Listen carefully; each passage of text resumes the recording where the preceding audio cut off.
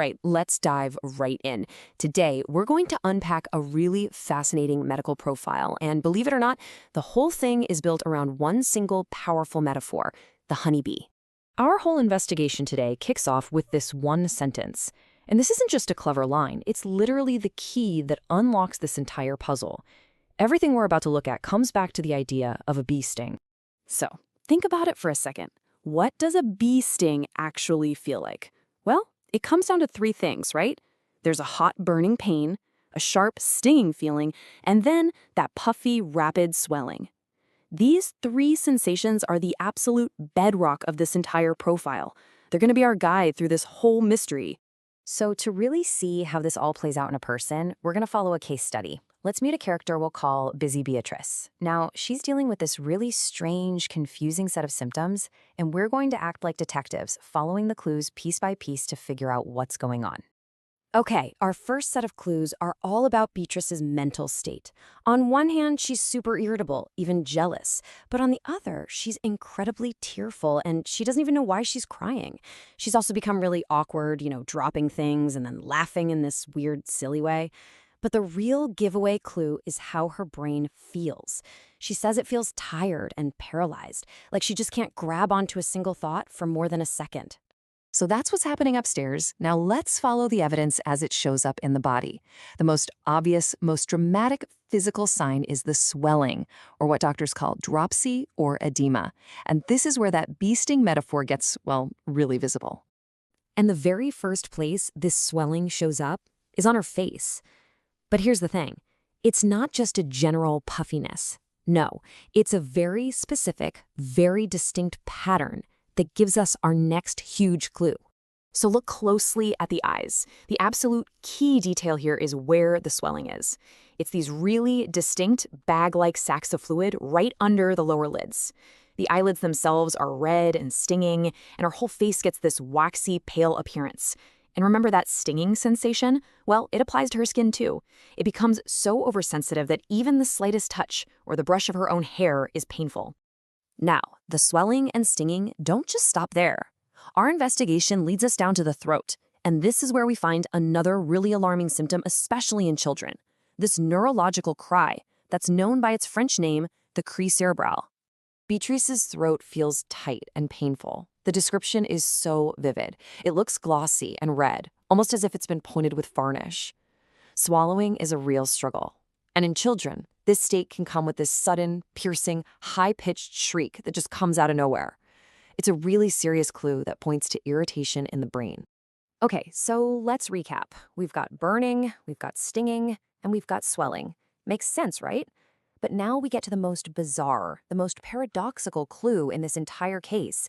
It's a complete contradiction, and it's often the thing that just screams the diagnosis. I mean, just think about this. Beatrice has a high fever. Her skin is blazing hot. She feels like she's on fire. So what's the one thing a person in that state always wants? Water, right? Of course, but not Beatrice. And that's the central question here. How can a body be burning up yet feel absolutely no thirst whatsoever? Let's just break this contradiction down because it's so important. The skin is hot, the fever is high, but she is completely, totally thirstless. Now, here's the twist. While she doesn't want to drink anything cold, she craves cold in every other way. She can't stand being in a warm room. She hates the heat from her own blankets. All she wants is cold air or to put cold things on her skin. It's such a specific and strange set of feelings. All right, we've gathered all our clues. The confused mind, the telltale swelling under the eyes, the painful throat, and that bizarre thirstless fever. It's time to put all the pieces together and finally solve the mystery of what's going on with Beatrice. And here it is. The answer is Apis mellifica. The common name tells you everything you need to know. Honeybee poison. Every single symptom we just talked about, the burning, the stinging, the swelling, that queen bee irritability, the lack of thirst, it all perfectly mirrors what happens when a sensitive person gets stung by a bee. The whole story, it was literal all along. So, how do you know if things are getting better? Well, the body gives you a really clear sign. In this state, the urine becomes very scanty, very dark.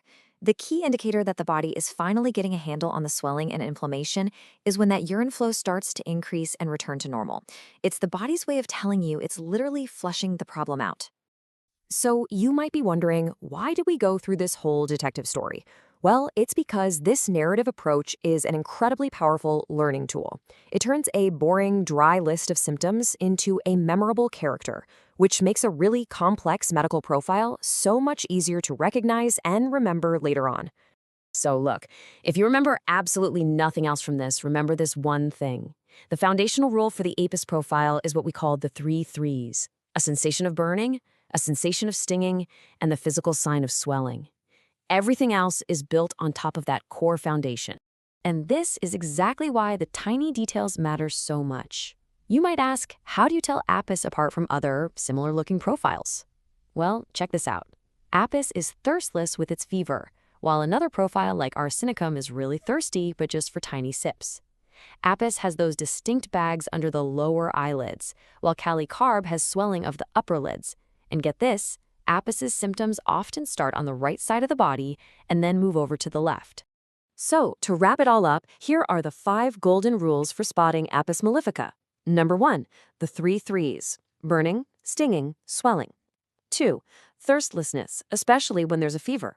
3, a huge intolerance to heat. 4, symptoms that travel from the right side to the left. And 5, the urine rule, watching for increased flow as a sign of improvement. You know, the case of busy Beatrice really shows us that a medical profile can be so much more than just a checklist of symptoms. It can be a whole story. And that's not just a cute memory trick. It's a way of seeing patterns in people, which kind of leaves us with a bigger question to chew on. How else does the way we tell stories shape how we understand health? And how can it maybe make us all better observers of what's really going on?